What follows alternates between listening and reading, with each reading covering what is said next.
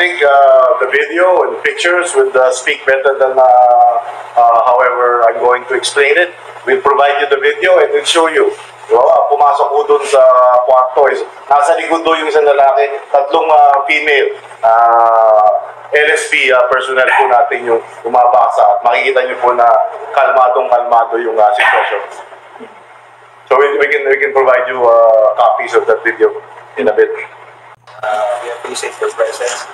Today we have House Committee on Good Government and Public Accountability Chairman Joel Chua Manila and House Sergeant at Arms retired Police Major General Napoleon Rapsi Taas. So basically they are here to give us update on the circumstances surrounding the transfer of Attorney Lopez earlier. And then before we open the floor for media questions, we ask our distinguished guests to give their short opening remarks. Sir, Chairman, yeah, good morning everyone. Sana po ay ma-address po namin yung mga tanong po ninyo. Nandito po kami para sagutin po lahat ng inyong mga katanungan. Magandang umaga. Yes, sir. I'll go direct to the point. I don't have any other remarks. Welcome na po si Chairman. I'll give you an update as to what happened yesterday evening up to early morning today.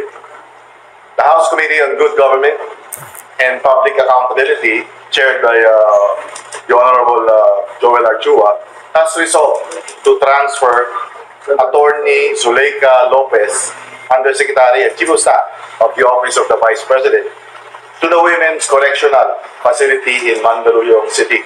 However, the execution of this lawful order was directly obstructed by Vice President Sara Duterte, who took the extraordinary step of introducing herself as Attorney Lopez's legal counsel and physically intervening to prevent the service of the transfer order. This act of interference demonstrates a blatant disregard for institutional authority and due process, setting a dangerous precedent for abuse of power. The Vice President's intervention came during a visit to the House Detention Facility, which had been initially permitted under specific guidelines. Instead of adhering to those parameters, the VP escalated the situation by overstaying her visit and ignoring repeated directives from the Sergeant at Arms to leave the premises. She then locked herself inside the office of Davao City Representative Paulo Duterte, prompting a lockdown of the entire House premises. The specific actions taken by the Vice President to block the order include: first, assuming the role of legal counsel for Tony Lopez to impede the committee's directive. Second, physically preventing House security personnel from executing the transfer order. Third, disrupting House operations and disregarding established rules governing visits to detainees. And last, compromising security protocols by bringing an excessive and unauthorized armed presence into the complex. The Vice President's action caused significant disruptions, including excessive resource strain, the allocation of security personnel, and compromised safety within the House premises. These alarming acts of defiance by the Vice President severely undermined the authority of the House and disrupted its operations. The committee's decision to transfer Tony Lopez stems from the Vice President's repeated and deliberate breaches of security guidelines, including flouting rules on visitor conduct and overstaying within the House detention facility, ignoring orders to vacate the premises and defying House security personnel, and creating a hostile environment by compromising the safety and functionality of the House complex. Vice President's blatant interference in the lawful order of the committee and her abuse of privilege represent an unprecedented attack on institutional processes. The committee, therefore, stands firm in its resolution to enforce transfer of Attorney Lopez to the Women's Correctional Facility and calls for a swift measures to restore respect for institutional authority and the rule of law. The committee stresses that the Vice President's actions undermine not just the integrity of the House of Representatives, but also the very principles of accountability and good governance. Thank you. Napag-desisyonan po na mag-meet ng committee November 22 up to the point na sinerve o binasa yung ating transfer order kay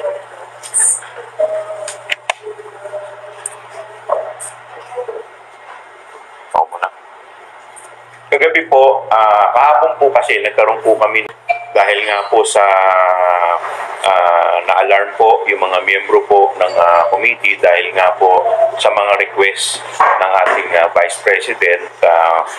Nakatanggap po kasi kami ng dalawang sulat. Yung isang sulat po ay galing po sa kay Congressman Pulong Duterte, kung saan ini-inform po niya ang committee na ang Vice President daw ay pinapayagan niya na mag-stay sa kanyang opisina.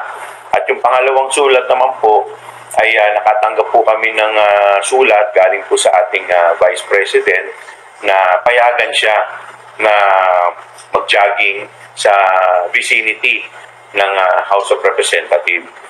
So ito pong dalawang sulat ay atin pong isinumite sa ating mga miyembro through Viber. Pinag-usapan po namin at amin pong doon po sa aming pag-uusap, sabi po ng mga miyembro natin ay wala naman po ito sa aming kamay dahil hindi naman po ito wala na po ito sa jurisdiction ng aming committee. Kaya napag-desisyonan po na ito po ay i-refer sa Sergeant at Arms. At yung nga pong nangyari, ito po i-refer namin yung sulat sa Sergeant at Arms. Pero yung mga miyembro po ay after a while, nakatanggap na naman po tayo ng tawag sa mga miyembro at concern dahil nga po meron daw mga nagpo-post ng mga sa Facebook tungkol po dito sa mga sulat. So medyo na-alarma po yung mga miyembro kaya nag-request po ng Zoom meeting. At kami nga po ay nagkaroon ng special session kagabi through Zoom, via Zoom po. At doon po sa aming pag-uusap, ang isa nga po sa mga napag-usapan ay yung security risk. Hindi lamang po ng ating House of Representatives, pati na rin po ng ating Vice President. Kaya nga po napag-desisyonan po ng mga miyembro ay ito po ay transfer doon sa pasilidad na mas may kapasidad at may kakayahan na ma-secure. Nang sa ganun po ay maging maayos dahil alam naman po natin na pag nandiyan po yung Vice President, yung mga security po natin ay mababawasan. Ito po ay tututok sa ating Vice President at mawawalan po ng security yung mga ilang outpost po dito. Kaya yung po yung napagdesisyonan, on motion po, unanimously po, ito ay pinagbotohan. So, kaya po yun ang naging desisyon po ng committee at naglabas po kami ng order. Sir, oras po yung kung di po ako nagkakamali, pasado, yung order. I think, past 7 or 8, parang gano'n. Hindi ko na masyadong na-monitor because umiikot po kasi ako noon sa aking district. So, nung nagkaroon po kami ng, I think 7:30, between 7:30 to 8:30, around those times. Sir, after po pag-desisyon ng committee na transfer si Atty. Lucas, anong oras po yung unang beses na binasa po kay Atty. Lucas yung transfer order? Kung matandaan ko po mga bago ating gabi. Siguro po mga 11:45 or thereabouts. Yun yung first na binasa ko ng ating mga kababaihan na NSP, yung kay Atty. Lopez na kailangan nung i-implement ng Legislative Security Bureau yun nung order na transfer coming from the committee. So, can you narrate it to us? Kasi according to Atty. Lopez, a while ago, 9 men barged into her room and took her phone. And then bago binasa yung transfer order, doon po sa inyong sinasabi, women po ang pumasok. Can you just I think the video and pictures would speak better than however I'm going to explain it. We'll provide you the video and we'll show you. Diba? Pumasok po dun sa kwarto. Nasa likod doon yung isang lalaki, tatlong female LSP personnel po natin yung umabasa. Makikita niyo po na kalmadong-kalmado yung sitwasyon. So we can provide you copies of that video in a bit. And she refused during the process. And why was there a need to read the transfer orders that they had? Dahil na failure nga po yung hindi man ako tatanggap ng na hindi umubra nung una dahil ayaw kong sumama. So sumubo ko tayo ulit ng baka this time sumama na. Pero during this second attempt nga po, ando na po yung si BP Sara. At nagkasabi na siya na yung official na lawyer. So, naging futile din mo yung attempt dyan sa pangalawang pagbasa. So, yung papasok po ni BP Sara sa loob ng custodial, yung room ni Atty. Lopez, pwede po ba yung serious na pwede din contempt po si Atty. Lopez? Alam niyo po, hindi mo pwede yun. Actually, as being the Vice President, we bent over backwards and allowed her to go beyond yung mga house rules limitations natin. So, the answer to your question is, pinagbigyan mo natin pero sumobra. And it is, bawal na ho yung ginagawa na sinasabi ninyo na beyond yung certain time, beyond actually Friday yun, dapat beyond 5 o'clock po. Hindi na dapat nakakapasok ang hindi ka mag-anak at hindi detainee mismo. Sir, sorry, for the record, yung pangalawang beses na pinasa yung transfer order, ano oras po? Pag-uumaga na po yun, pero konti lang ang diferensya. If I can give you yung exacto from our record right now, siguro mga 12:30, past midnight. And si Vice President Sara actually questioned yung validity ni Elisa kasi sinasabi niya parang wala daw napapasok ng House of Representatives on Friday. And na-question din po yung timing nung pagbasa ng transfer order na nangyari late at night. Can you explain na po? Well, unang-una, nasa rules naman po namin na allowed po kami na magkaroon ng special session via Zoom. So, yun nga po yung nangyari. So, in fact, pati po yung quorum, sinecure po namin, tinignan po namin. Dahil ito po kasing sitwasyon is emergency situation dahil security risk na po ang pinag-uusapan po natin dito. Hindi naman po natin po pwedeng antayin pa na mag-Lunes. Dahil kung maglulunis pa po, baka po may mangyari between last night until early morning of Monday, medyo delikado na po yun. Kaya po, ito naman po ay concern, hindi lamang po ng isa, dalawang miyembro, kundi marami pong miyembro ang tumawag po sa akin. Kaya po tayo nagpatawag ng special session. Yung timing, sir, pag-pasok. Paano again? Pakiulit po yung... Yung timing po ng pagbasa ng transfer, pag-execute ng transfer order na nabanggit nyo ako 11:30 to 12:30. So, medyo patulog na dapat daw yung Atty. Lopez. Alam niyo po, wala na pong sinasabi na patayan kung anong oras yung dapat na-implement. Opo? Dahil nga dun sa sitwasyon na medyo tensionado sa ating Kongreso, narapat po na ng ating security na i-implement na po sing agad yung transfer order.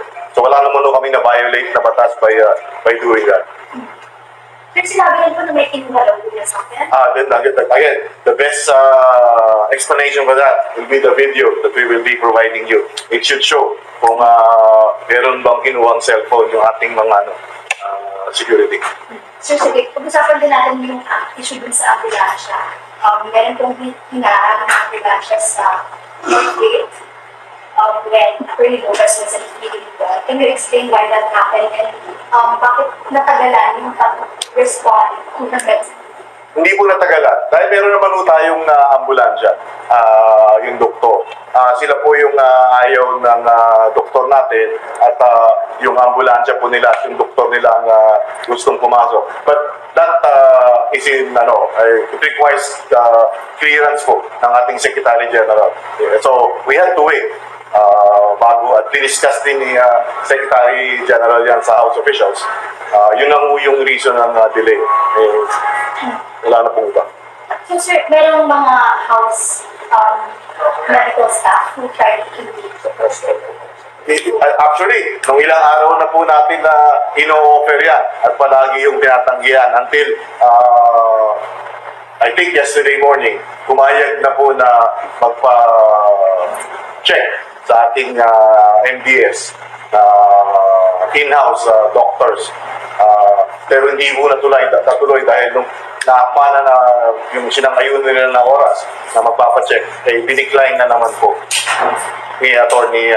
Lopez. Okay, sir. So, dinala na po si Atty. Lopez initially veterans tapos ngayon ay linipat sa safety. Yung iniintay ko natin yung report ng at yung at gusto nila nasa St. Luke's magpunta. Pero hindi ko alam yung actual development. Actually, nakalipat na po ako. Nakarating na po ako ng St. Luke's. St. Luke's. Right now, sir, because she's cited in contempt, anong magiging dangers nun kapag, syempre, St. Luke's is a private hospital and it's malapit din yung restaurant. So, ano yung magiging implications kapag, yun nga, nailipat siya sa St. Luke's? Ang implication po is dapat po talaga hindi yung St. Luke's. Dapat po sa veterans. Dahil yun yung government hospital ang authorized na pagdadala natin. So, aalamin pa po natin kung bakit ang may gusto ng St. Luke's is sila. So, aalamin po natin kung paano nangyari ngayon at just like yung several instances dito, itong nakaraang ilang araw, palagi yung OVP ang nasusunod. At violate nga po palagi yung ating house rules. So sir, ano yung next action points natin with regards to Atty. Lopez? Because she's supposed to be transferred to the women's facility. Sinabi ko po kanina, dun sa aking statement, yung order po ng committee stands and we will implement yung transfer. That's after she's discharged from the hospital. Yes. Okay, sir. And kay VP Sara naman po yung mention that obstruction of justice, meron po bang reklamo magsasampa laban kay Vice President Sara regarding how she handled with her position? I believe our lawyers in the House are already studying that, so I'm not in a position to give a response.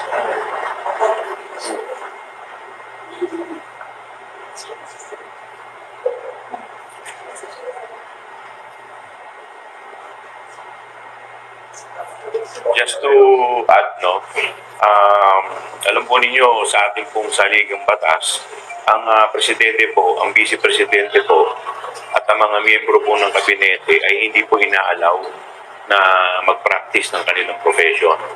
Kaya po, hindi ko po alam kung ano po yung legal basis ng ating vice president para sabihin po niya na siya ay nag-i-stand as legal counsel of Atty. Lopez. Pero di ba, kunwari, si Senator Tolentino stands as legal counsel ni Senator Tolentino, meron bang inaalaw na? Specific po kasi yung ating constitution. President, Vice President, at saka members ng cabinet. Yung mga senador, under limited practice yan kung hindi po ako nagkakamali sa mga congressman. Yan po ay nasa ating saligang batas. And sir, nabanggit kasi although vague lang na sinabi ni VP Sara na posible na magsampa sila ng reklamo regarding what happened tonight, yun nga yung may pagharang sa ambulansya at pagkuha umano ng cellphone. So, paano po yan i-address na ating mga representatives? Hintayin po natin kung ano yung complaint dahil hindi ko alam kung ano yung sinasabing complaint na haharapin po natin. Sir, VP Sara said po na humingi daw po sila ng tulong sa mga tao po, pero wala na po pumansin ang nag-respond. Question po, why did it take so long po for Attorney Lopez to include into the hospital? Napaliwanag ko kanina, no, na ang assessment po natin is hindi naman ganun ka-serious yung medical condition, and on the way na rin naman yung ating yung mga medical doctors. Tingin ko, hindi naman ganun katagal na yung hinintay. Nakadating na rin yung doktor. Ang sinasabi nyo na siguro may naging katagalan is yung pag-aalaw natin ng pagpasok ng doktor po nila. Napaliwanag ko naman, no, ang reason lang ho is meron naman tayong house doctors. Bakit hindi natin bibigyan muna ng tiwala? Sir, after this, si Compound, nag-reach out after what happened tonight. After what happened tonight. Kasi ang letter ay sa office niya mag-stay si Vice President Sara. Has he reached out to the committee? Or... Tumawag po sa akin si Congressman Paulo. Binabanggit po niya yung paglipat ng kanyang sabi ko, hindi naman po para sa akin na magdesisyon yan because that is the decision of the committee. Dahil lahat naman po yung mga sulat nila, ito po lahat ay kinukonfirm po natin sa mga miyembro po natin at hinihingi rin po natin ang kanilang mga insights at saka mga opinion. Sir, tumawag si Congressman Paulo regarding the transfer of books. Ay, hindi po. Yung pong sa paggamit ng kanyang kwarto, yun lamang po. But after what happened tonight, Wala po. Wala po.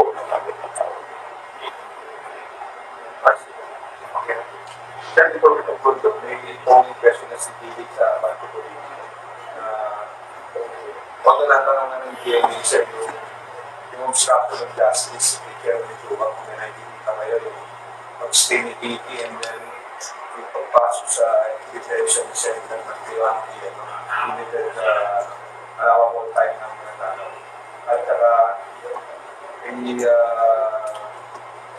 sanitary sa sir, yung update daw po yung health condition ni Atty. Lopez yung tumating sa PNMC kung meron. Actually, sinagot ko na po yan dahil may sulat po talaga si VP Sara na nagre-request na kung po pwede siya sumama dun sa loob ng detention. Ang sinabi ko po, hindi po namin siya inaalaw dahil nga po hindi naman po siya detainee.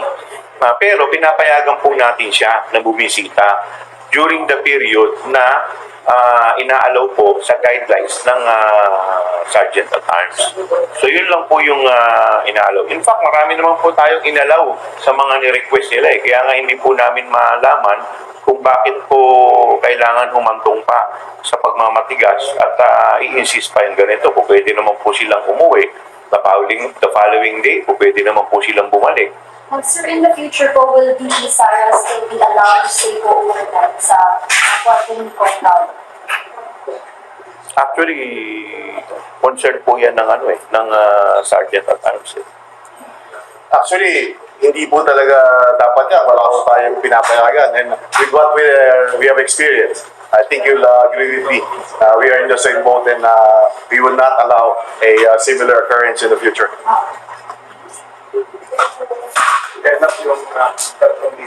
Okay, yung nakuha po nating report kay yung doktor ng Philippine National Police kasama ho ni Atty. Lopez na nagdala sa kanya sa veterans. Ang condition po is doon sa veterans, ang resulta po is normal lang lahat ng vital signs, even her ECG. Kaya nga po nagtataka kami kung bakit kinakailangan pa na ilipat at ipa-check pa sa St. Luke's. Perhaps second opinion or just for added peace of mind. But ang last na report po sa atin ng ating PNP doctor is normal ang condition. She's in pretty good shape. Sir, but kasi, so if normal po yung condition, ano po yung Well, I cannot confirm, I'm not a doctor, but from the reports that we got also, not specifically from the PNP doctor, parang panic attack ang Observation.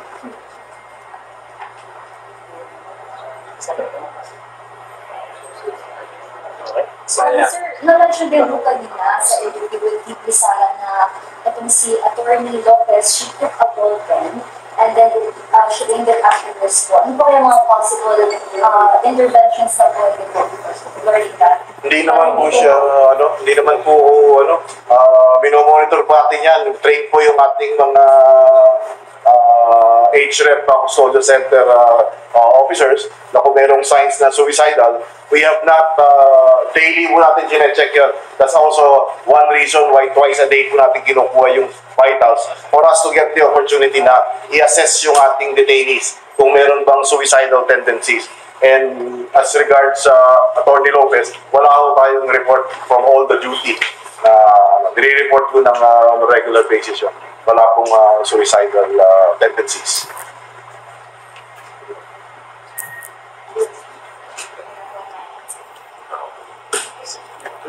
Thank you.